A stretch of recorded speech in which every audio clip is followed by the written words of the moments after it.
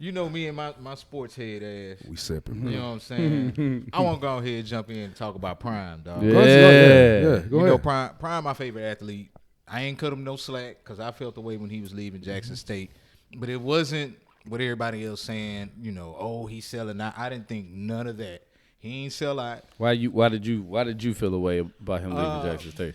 Primarily because, you know, when Nick Saban said Travis Hunter, when Nick Saban said you got Jackson State paying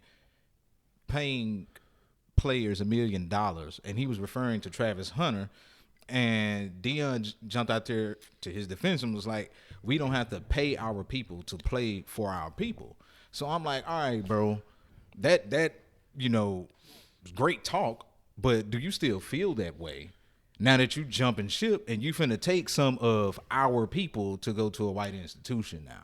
You know what I'm saying? Like, that was my only, like, if I had to be a journalist, that would have been my question. Mm-hmm. If you answered it, cool. But that's my question. That's the only reason why I felt how I felt. I was like, all right, fam, you on one hand, you saying, you know, this is for our people. We need to do something for our people. But now you taking our people to go to a predominantly white institution. So then you know what I'm saying? So, and it's not, and again, I'm not upset that he's leaving. Right. It was just, you know, okay, this is what you said. I just want to make sure where you stand with it now. So then maybe you look at it like this then. He is taking some coaches away from you know what I'm saying, HBCUs, right? He first and foremost, he gave Jackson State 3 badass years. 3 incredible years. 2 SWAC championships, like changed the facilities. Mm-hmm. There was a video that came out of like him actually telling the players and taking questions from the players, taking like whatever, anything that they wanted to say. Man, it was a chick in there. She might have been like a trainer or something like that. She was like, man, Coach Prime, I really want to thank you for your time here. You have changed my mentality, not only about football. She said, life. I'm making A's and B's. Or she might have just been B's or something. It was something just minuscule as far as academics goes, but it was big for her because she said, I never did that before you got here. And so I look at little situations. I'm sure there's little situations and pockets like that where he's affected different people in that way. But the biggest thing for me is that he gave them a different mentality that you don't, just because you're here. Somebody got to be at those schools, right? It's unrealistic for us to think that HBCUs was going to be competing with Alabama in 5 years, you know, let alone in the time that he was going to have to be there. Correct. The biggest thing that I think he gave them is because, you know, we went to a HBCU, and so like some of the mentality of the players was like, I'm here, so I don't have a chance to be there because I'm at this HBCU. Nobody's looking at me. That's what he gave them, the idea of like, you here, but if you work and have a sense of pride about how you carry yourself on the field and off the field and do all the things that you're supposed to do, these people want to be here looking at you too. You know what I'm saying? You could still get the same opportunity by being here. He took some coaches away for sure. Yeah. You know what I'm saying? But those coaches got an opportunity to further their career, make more money, and then somebody else that's on the sideline, some other black coach gets an opportunity to be put in their position, the head coach at Jackson. TC Taylor. They've already named him. Now, this is hold on. Let me jump in there because I mean you guys are making some valid points, but at the end of the day, man, you know, Deion's a salesman, and he sold. I mean, essentially, he sold a wolf. You feel me? Like he sold a wolf, which is fine because you are supposed to be all about your team while you're there at the institution. You know, you should be all about the university while you're there. You can't be talking about other, you know, universities or other opportunities while you're engaged in one right in that moment. Like, you know, so I get that, but I can also understand why, you know, certain people in the black community are a little disappointed because we all want that prominent figure to lead the movement, and he was the big figure. He was the big figurehead that everybody was looking to lead this movement back for young kids to come back to the HBCUs, because a lot of people don't realize that, you know, HBCUs, Jackson State, and all the rest of those schools back in the day, those were where all the elite black players were going. You had people like Jackie Slater, Mm-hmm. You had mofos like Walter Payton. They all came from Jackson State. You have Michael Strahan coming from TSU. Hell, Jerry Rice. These are elite Owens. players. Savannah State. Shannon Sharp. Yeah. These elite players were going to these schools. Shit, Steve McNair. I mean, the list can go. Houston. We can go on and on. And I know a lot of them. These, those kids were getting the opportunity to play with people like them, and they were excelling. And so the idea was that he was going to usher in that new wave, and he was saying a good game about it. Mm-hmm. And for him to just, 3 years. All right, we can say that 3 years is it was good for Jackson State, but 3 years is not long enough. It's not a long enough time to usher in a new mentality in regards to kids going to HBCUs. Correct. Especially when you got the number one recruit to go there, and then he's hitting the transfer portal to follow you to Colorado. Now that's my only spill on it.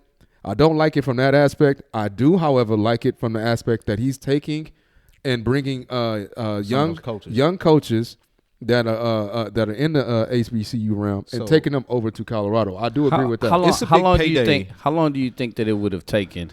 How many years do you think he would have had to be there to see like the entire at least 10 conference change? At least 10. For the entire conference. You're talking because that's you're what talking 6, 7, but if you're talking HBCUs, you're talking at least 10. Right. So you're talking at least 10. And so I don't know if y'all know Bomani Jones. Yeah. So Bomani Jones hit it on the head. We all went to HBCUs, us three. We know that job, what Deion wanted to do, that's not a 3 to 5 year job. That is a longevity. That's like at least 10. To get HBCUs like turned like that, it's at least 10. Like that's a long game. He sold it, but I understand you took a better opportunity, and you're taking like he took the head coach from Mississippi Valley State.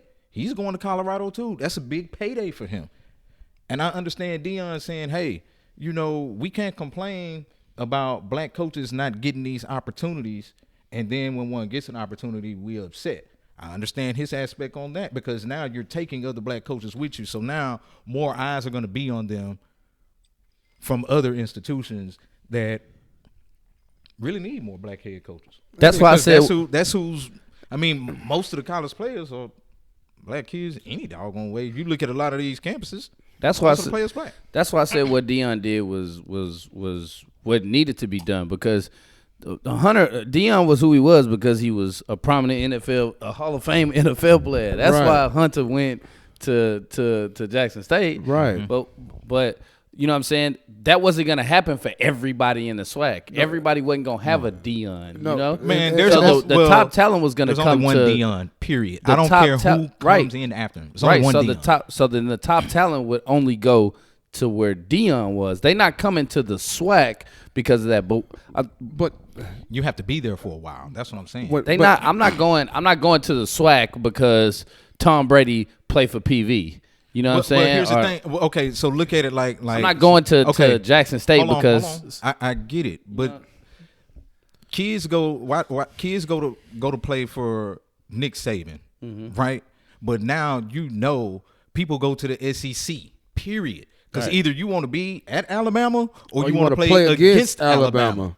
Yeah. So that's why I say it's a long game. Well, you just want to be in the SEC. Period. They got LSU. That's why I say it's a long game. These are all storied like LSU. You got.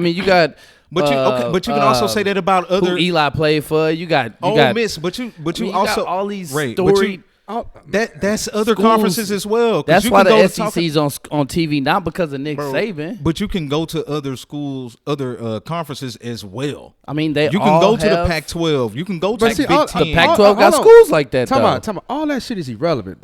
Like what we talking about right now is irrelevant. The thing about it is that move could have ushered in a new wave of more people coming. Nah, niggas was only gonna go to Jackson State, man. No.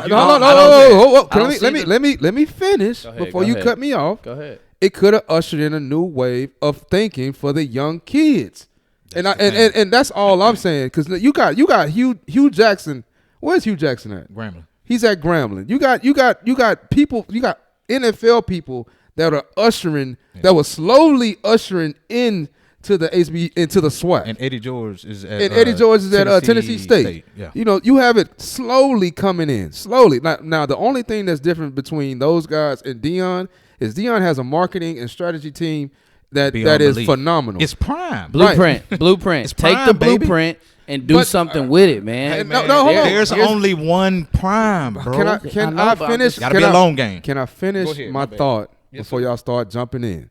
We do understand that there's only one prime, and we do understand that he's the only one that can do what he can do. That's why I said for him to be the face of it would have helped push it along a lot further than with him not being the face of it. Man, that man said he wasn't gonna be there for a long time when he took the job. And that's fine. And now everybody upset. They know the job we just literally said it was gonna take at least 10 years. I didn't expect him to be there 10 years. He said he wasn't gonna be there for a long time. But we're not arguing. Ain't nobody. I'm not saying he shouldn't have took the job. Yeah. I'm saying I understand why people are disappointed. Right. Why that he did take the job. But it's not even just disappointment. Like you when you say disappointment, you make it sound like so surface level. I mean, it's literally niggas out here upset, like calling them a sellout. That's not just I that. ain't going that You go as far as to call the man a sellout. Right. That's not disappointment. That's beyond disappointment. Well, I mean, when you sell, I get what you're saying. When you selling a dream, like that's like me telling you, like Ray, you stick with me, I'm gonna take you to the top. He took everybody that he said he was gonna take to the top. Let me. God go ahead. Damn it, Ray. Go ahead. That's like me telling you. That's like all right. That's like them the niggas that went over there and went and got what's some kids out in Boston. The group, what's the group? New Edition. Oh yeah. You come with us, we got you. We're gonna take you to the top, and then you end up squatting. You know what I'm saying? Like eating up, fucking them. You feel me? He didn't. But nobody. Hold on. Let me go. Niggas feel like they got fucked. Like and who is that? Who is niggas? Black folks feel like they got Black fucked folks. up. Niggas who ain't the same niggas who ain't sent no money to their HBCUs, ain't volunteering or doing none of the things but, that. Right, but all that this shit. Is why those PWIs are in the situation that they are. That's because irrelevant. They go back, they give back. They give back because they got so much fucking money. Hold on. Let me finish. That's not it. That's like tithing, man. That's what people be talking about in church. Like I ain't tithing because I don't have no money. Why do you think when Deion got to $20, ain't nobody sending 20. Can I fucking finish? Do your thing. I'm just saying. Why do you think Deion said when he got there, I got the boosters right here ready, willing and ready? Because he know them the mofos with the big money. So you saying nobody at the black school got money? It's definitely disproportionate, bro. Man, we got enough money to give back $100. You gotta be joking. Hold on. Do you know any millionaires from millionaires? Let me finish. Do you know any millionaires from Prairie View? No millionaires. I know niggas with a lot of money. Do you know any millionaires from Prairie View? No, I don't know. All right, millionaires. we talking about boosters, right? All I'm saying is you got to get somewhere. Like nobody's giving any money. Do you know any millionaires from Prairie View? No, but I also know a lot of people that don't give money at all. Correct.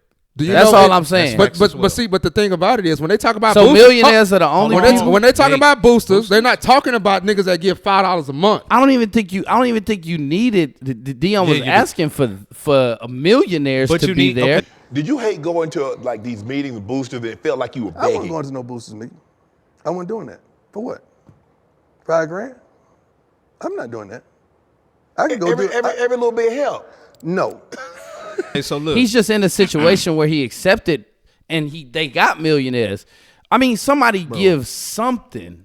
I understand somebody giving something, but when you're talking about boosters, that's nobody's saying different. I'm not saying they're gonna compete with Colorado and the amount of money that the alumni give. You're right. First of all, Colorado is a way bigger school, so more people are there. More people graduate. They do typically get better jobs and make more money. So you're 100% right. But what I'm saying is the disparity is not that big to where there aren't people that have graduated from these historically black universities that are making a sufficient amount of money and still not contributing. How do you know that though? You don't. Right, you Okay. don't. You don't. Okay. You don't know that. I do know some people I that know a do lot of give. people that went to that school. I'm not name dropping because I need an insurance bucket if I'm a name drop. You want me to do that? I'm not gonna tell you anybody specific, but you gotta know that there are people that don't give money. But there are people that don't give at every school. But there are also people that give at every school. Yeah. Right. I know so some people that give too. Right. When we talk about people that are actually giving at these schools, let's compare the people that's actually giving. Yeah. No, let's not talk about people that's not giving, because you can't tell me that 99% of the graduates that go to Colorado are giving money back to Colorado. No, all right. I don't think that. I don't think that. Let's just assume that the same percentage of people that's giving to the school Are giving. Then we start comparing them people in the money. You know what I'm saying? That's when the shit starts. That's when the numbers start getting a little weird and wayward. 100%, but it's always going to be that disparity. I'm not saying that we're right. So that competition that it should be on that level. It's not a competition, Steve, but I'm just saying it got to be something. No, man. but what I'm saying is, all right, like, that's it, and the reason why I brought the people that want to drive it, like even the small people that have graduated that don't make much money, like even $20 a month. And I understand that part, but you got to have what something. I'm that will saying, buy new uniforms. And I understand people are giving. People because you can't like you said, you don't know who's not giving and who's giving. I think people are giving is just at a disproportionate level. That's all it is. So we can't come at HBCUs and be like everybody got, you know what I'm saying, everybody got to give, but they don't have to do that. They don't have to do that at Colorado's, because all the higher ups, the ones that are invested in it, they're gonna make sure everybody good. That's the thing about investing, baby. If you want your thing to be good, then you've got to invest. It's not gonna get there. Like, it's not gonna be that. Well, I guarantee you it didn't start off like where they maybe they did. I don't fucking know. But you gotta when you come in. When you come into something, you gotta spend. So perfect example, fam. So Jackson State was already getting a new weight room facility, right? They were before Deion got there. But you know what Deion did? Gave a portion of his salary to complete it. That's what we talking about. That's big money. I could be donating. Yeah, we could start the process, but goddamn, if a big money nigga can come in here and say, boom, y'all complete it, that's the difference, man. That's a really big difference. We ain't got nobody. We ain't dropping shit. And when I say we, I'm talking like HBCUs. Most HBCUs ain't got it like that. And that's what we saying. That's where the disproportionate giving comes in handy. Yeah. Like, somebody can come in here and say, hey, well, we need a new this. Like old girl, Jeff Bezos' old girl that just dropped some money. $2 million. You know what I'm saying? $2 million. Who's doing that for HBCUs? Well, I mean, and that's like, the thing. and we talking about those because that's what sets the difference. But I don't see the difference. It's not like they was getting a new whatever, and you saw contractors there like starting the thing, and they just wasn't able to finish it. But also, their stadium sells out before even Deion was getting there. Their stadium was selling out. 60,000 people in the Coliseum. Niggas was coming out to support. Mm-hmm. Like, there's a interview with Mo Williams right now, who is the basketball coach for JSU, that's saying that, hey, we need y'all to come support us, because y'all, when the Coliseum and when y'all playing football at the Coliseum, it's packed. Right. But for the basketball games, we sitting maybe 8,000 or 9,000 people, we can barely get anybody in there. Yeah. And who knew that Mo Williams was the coach over there? Man. Nobody. You know what I'm saying? Bro, I think when you start talking about SWAC attendance, and Deion definitely hit on that, like, fam, let's support more than what we've been doing. Let's do it. Like, Deion said the stadium sell out 60,000 people, and they I'm talking HBCUs as a whole, because hell, you go back and look at PV when we was in school. Well, we would go to the basketball games all the damn time. Yeah. Big Sonic Cup. Be out there talking noise. Yeah. Sonic Cup full of liquor, we in there, black. Yeah. But now you can't get these kids to go to a game. It's a different playing field. You got to figure out how to support HBCUs on every level. And that's one thing that Deion said in one of his past press conferences is, when we leave, you will see all the things that we did do and all the things that we were trying to do but couldn't. And I'm okay. cool, man. I appreciate everything that you've done for HBCUs in this short amount of time, but to truly change that landscape, how we were talking about, it was going to take a little while longer. He did say something, and I thought it was interesting. He did say that at HBCUs we don't prioritize the athletics as much as they do at PWIs. When athletics is generate money. An opportunity for you to make money, which is why theirs are successful, because they put money into it, and we just don't put money into ours. So nobody wants to come support it. If the university put more money into the athletics department, then it would be better. So we ain't had no money. Yeah, we ain't had no money. Like PV didn't for sure, because of A&M. PV just got that stadium. Yeah. They just got the upgraded facilities maybe 5-6 years ago. No. That's because of A&M though. It was probably in 2014. Mm-hmm. Yeah, 2014. Well, 7 years ago. It's because of A&M. 7, 8 years ago. So I mean the money. I've said it before. I've said this a couple times. Money can be the change. Yeah. Money makes a difference. Money is the driving force that can bring about a whole different dynamic on certain things. So if you ain't got the bread, you're gonna be still right here. Yeah. And that's just what what it boiled down to.